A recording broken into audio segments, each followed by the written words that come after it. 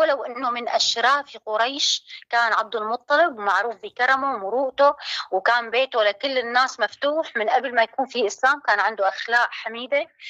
بس كان هو ما سمحوا له، قام زعل كبير، ووقت راح على الكعبة صار يدعي، قال يا رب تبلغني 10 أبناء وأذبح واحد منهم. يعني هذا ندر صار عليه، انه تعطيني 10 اولاد وانا بذبح واحد. لما اجوا هال10 اولاد لعبد المطلب، عمل قرعه مشان يوفي الندر. اجا طلعت القرعه على مين؟ على ابوه لسيدنا رسول الله عبد الله. طلعت القرعه عليه، وقام اخده لما كبر شوي، صار ولد شوي هيك كبير، اخده بده يروح يذبحه عند الكعبه. ما خلوه القريشيين، كان عندهم مروءه، ولو انه ما لهم اسلام بس كانوا بيحملوا صفات العرب، لانهم هن عرب، والعرب رب العالمين مميزهم بصفات حلوه، بالمروءه والكرم والشهامه، النخوه، كان عندهم شغلات كتير حلوه. حتى الشعر كان قبل ما يوجد الاسلام كان موجود عندهم، وهن يشتهروا بفصاحه اللسان. لهيك بتلاقي لسه لحد الان اللي بيكون هذا اللي بيكون بيقولوا لك بدوي بيكون عنده فصاحه لسان اكثر من المدني. فوقت ان اجى بده يذبح ابن عبد الله ما خلوه، قاموا اشاروا عليه يروح لعند عرافه ببلاد الشام. هي العرافه اللي ببلاد الشام باعالي الشام من بني سعد.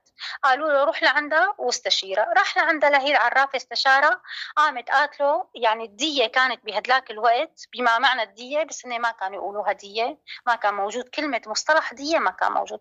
قالت له بتجيب 10 نياق. يعني بتعرفوا شو يعني نياق يا بنات؟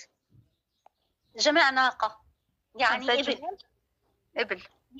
جمع يعني ناقة، جمع ناقة، أحسنتي. يعني الإبل.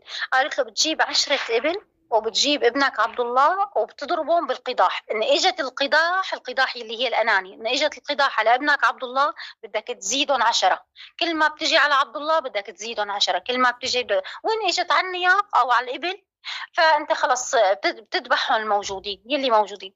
وقام راح هذا فرحان عبد المطلب انه لقى شيء بده يفدي ابنه، بيحبه كثير لابنه هو واصغر ابنائه.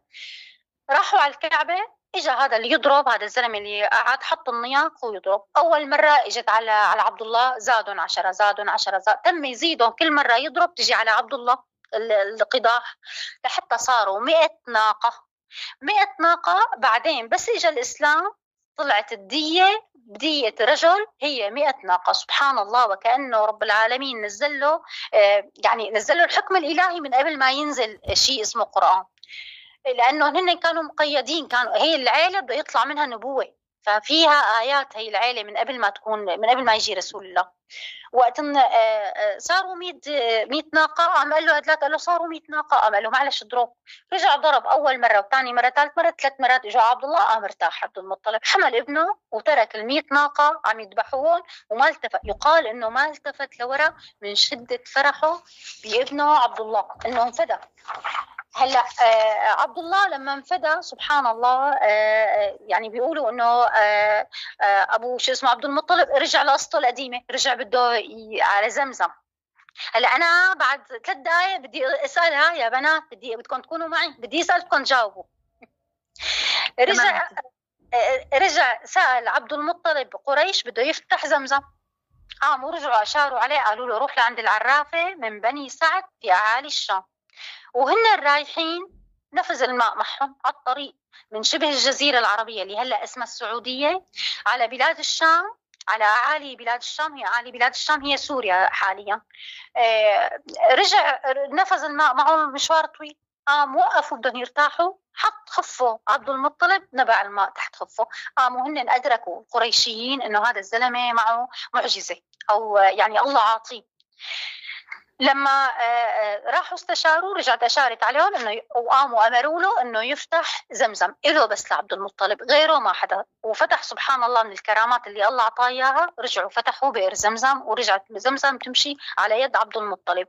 سبحان الله. هلا نحن قبل ما نكمل الحكي بدنا نستنتج او نستنبط، قولة الشافعي اللهم ارضى عنهم ورحمه الله، بدنا نستنبط من هالحكي.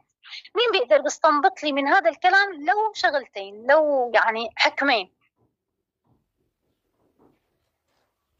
طيب انا رح استنبط ورح ارجع اسالكم يا بنات. لما جدوا لرسول الله، تفضل. معلش اقرا شوي انت.